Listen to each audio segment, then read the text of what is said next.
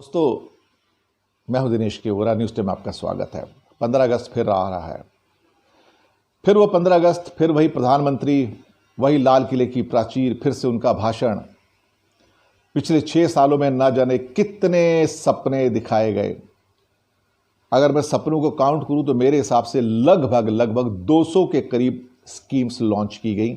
इन्हें कह सकते हैं 200 सपने। अगर आप मुझसे पूछें कि इन 200 सपनों का हश्र क्या हुआ और आपकी पॉकेट में क्या आया, क्या देश में एम्प्लॉयमेंट बढ़ी, क्या देश में एम्प्लॉयमेंट घटी, क्या आपकी आमदनी में कमी आई, तो अब जवाब एक ही मिलेगा। आमदनी में कमी आई, नौकरियां नहीं मिल रही हैं। एक खेती के सहारे अर्थव्यवस्था को तारने की कोशिश की जा रही है, सब कुछ उनके नाम दिखाने के लिए। प्रधानमंत्री आवास योजना का जब घोषणा होती थी कि 2022 तक हम सबको मकान दे देंगे और 1 करोड़ से ज़्यादा मकान बनेंगे 2022 तक, बल्कि 2020 तक इतने बनने थे। लेकिन मकान सामने जो नज़र आ रहे हैं वो तो टोटल मिला के 30% भी नहीं है। दरअसल जो एलोकेशंस डिसाइड किए गए थे 2014 में प्रधानमंत्री आवास योजना के लिए, वो 2020 तक आते आते टोटल जो एलोकेशंस हैं, जो प्रॉमिस था, उसका करीब 14-15% ही एलोकेट किया गया।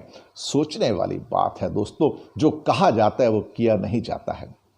आपको याद होगा प्रधानमंत्री जी जब पिछले बिहार इलेक्शन थे, बात है 2015 की, और उन्होंने कई सभाओं के अंदर एक चीज़ बढ़ चढ़ के कही थी बिहार से कि बिहार को कितने का पैकेज चाहिए।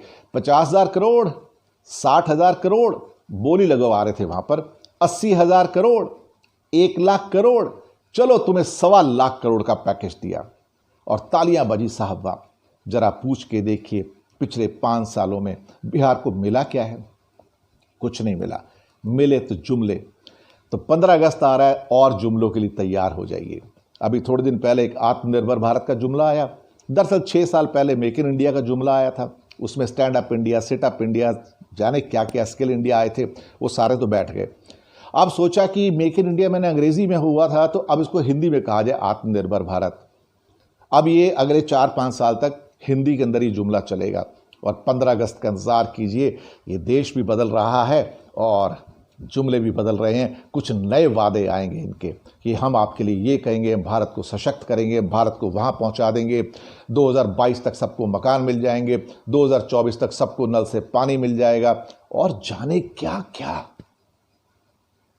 साहब ये जुमले ही खत्म नहीं होते और लोग हैं कि यकीन किए जा रहे हैं, किए जा रहे हैं, किए जा रहे हैं। या तो लोगों की समझ में कुछ कमी आ गई है, या लोगों ने समझना छोड़ दिया है, या लोग जो पढ़े लिखे हैं, जो टेक्नोक्रेट्स हैं, इकोनॉमिस्ट हैं, उन्होंने आंकड़े भी देखने बंद कर दिए हैं। उन्हें नहीं समझ आता कि हमारी इकोनॉमी तो कोरोना से पहले ही कोलैप्स हो चुकी थी। कोरोना तो अब सिर्फ एक बहाना है। हम दरअसल साल दर साल पीछे जा रहे हैं, हम आगे नहीं जा रहे हैं। ये लिख लीजिए, मैं आपको बताऊं, आप जितने मर्जी आंकड़े उठाकर देख लीजिए। शिक्षा के अंदर जब मोदी सरकार ने स्टार्ट किया था, आपको बताऊं कि 0.6% के आसपास इनका खर्चा था जीडीपी का, सेंट्रल गवर्नमेंट का, जो 6 साल में कम होते होते 0.4% पे आ गया। शिक्षा नीति की बात करते हैं, 6% जीडीपी की बात की, लेकिन हर साल ये अपने उसमें क्या कहते हैं, कटौती करते चले गए। दरअसल ना शिक्षा का इस सरकार से लेना देना है, ना हेल्थ का लेना देना है, ना डिफेंस का लेना देना है। और सुब्रमण्यम स्वामी सही कहते हैं कि इस सरकार में इकोनॉमी को किसी की समझ ही नहीं है। तो साहब, नए लाइसेंस परमिट राज का इंतजार कीजिए। ये लाइसेंस परमिट अब और बढ़ जाएंगे, हर चीज़ रेस्ट्रिक्टेड में आ जाएगी, हर चीज़ महंगी हो जाएगी। लेकिन ध्यान रखिए, लैपटॉप के, टीवी के दाम बढ़ेंगे, घर की चीज़ों के दाम बढ़ेंगे, तो वो आपके कंज्यूमर प्राइस इंडेक्स में रिफ्लेक्ट नहीं होंगे, क्योंकि कंज्यूमर प्राइस इंडेक्स के अंदर ये सब चीज़ें नहीं होती हैं। लेकिन सरकार ने रास्ते ढूंढ लिए हैं कि कैसे करके और टैक्स कमाया जाए।